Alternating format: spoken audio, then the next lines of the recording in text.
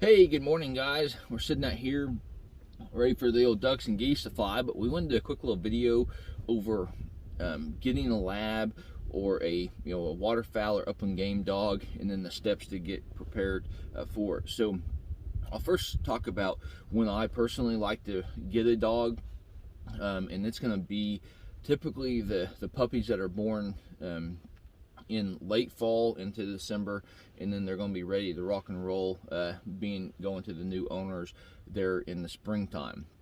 And for this, my main reason is I want to be able to hunt over that dog that first year, and that's gives me the summertime, all the way into that fall, to be able to work with that dog, train them, get them acclimated to what we're going to be about to do. Labradors, they are natural retrievers, but it does take some work. But I do want to kind of go through a couple of the stages there of when people have to buy labs. And the first one's going to be when you're a brand new Labrador hunter and or owner there. And make sure that you do your research, make sure you use references before you go out there and get that dog. And also do your research and make sure that you understand what you're signing up for. They are phenomenal, friends, family members, you name it. Once that dog comes in, you will have a bond like no other.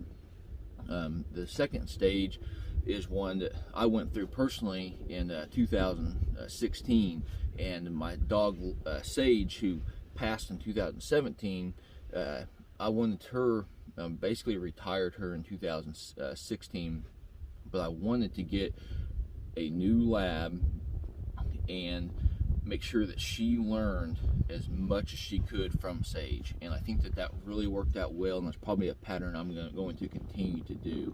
Those dogs had a companionship, where you throw the buoy out there for them, and boy, the race was on, and he threw two buoys and they split. They worked really well together, and it was awesome to see, during the summer months. And, it's not to say that, when I retired Sage, it was one of those deals where she still went on a few hunts, but it wasn't any kind of like freezing hard days. She was having some bad hip issues, and I just didn't feel safety-wise. I wanted to make sure that she still had the remainder part of her life, good at the house, staying warm, being fed, and my family got to also enjoy her as much as possible. But then, the third one is going to be when you get to the point where the dog is passed, and you weren't able, unexpectedly, that your lab or your other, the dog is passed. At that point in time, you get in there, you know what you've seen, you know what you liked about your last lab or labs before, you know what you didn't like about them, so you learn from it. Each one of these dogs that you get, you will learn, and they will learn from you, so be extremely patient from it. And then moving on to the introduction of weapons there, I do want to take a quick little break. Thank this week's sponsor there, Brad Hill State Farm out of Monette, Missouri. And we're going to do a quick little commercial for him, and then we'll move on to the introduction. Building a life is different for everyone, because everyone is different. That's why State Farm is there. Contact Brad Hill for a quote today. Alright guys, well, the introduction to weapons to your dog. What I like to do is I like to get out there, and we may just be throwing a tennis ball or something along those lines, and I will bring out a 22 and shoot, and then kind of see how that dog reacts. If she gets skittish, then you've got to kind of slow down. But if not, then I'll move forward. I'll now throw the buoy out there in the water. A tennis ball maybe further or closer. Kind of work with your dog there in multiple ranges, and that way they get acclimated to that 22 shot there, and that really works out well.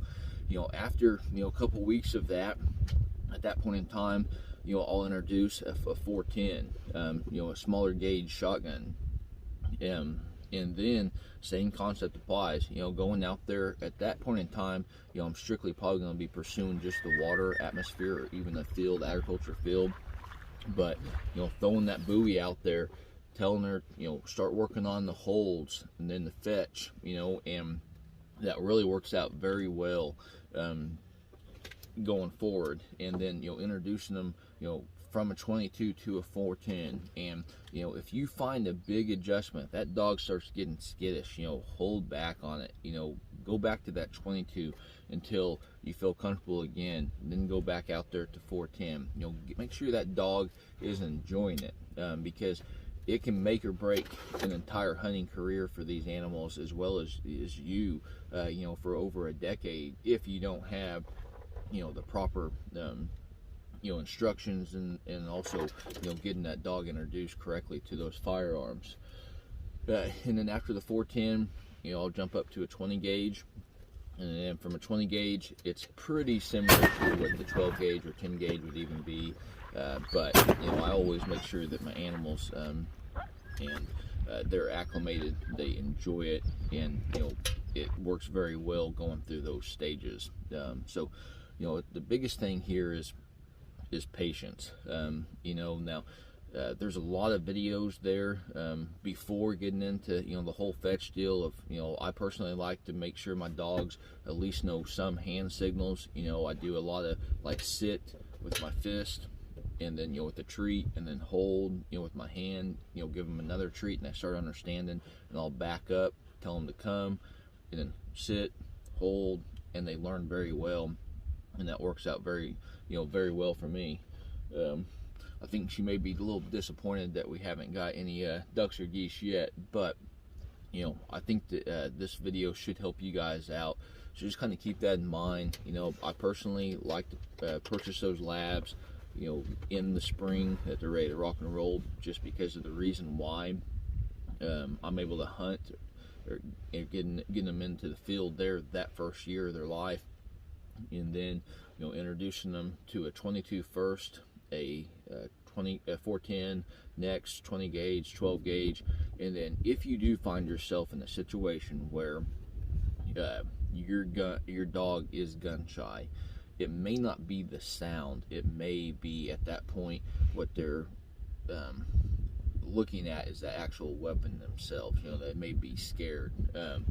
And the one thing that I've heard and seen in the past that has worked, I personally have not had to do this, but actually putting that shotgun that, you know, they're so kind of scared of on top of their pin there, and that way they kind of get acclimated, or right there besides the pin. You always take your safety precautions, but you know, that's something else to kind of keep in mind as you go through your journey. So like I said, you know, it's like no other journey. I'm excited for you, you know, whether this is your first lab, you know, middle lab, or maybe even your last lab. You know, they are phenomenal animals, and extremely blessed to be able to enjoy the nature with them. So appreciate you guys liking the video. Like always, hopefully you guys are getting out there in nature, and best luck on your upcoming hunt.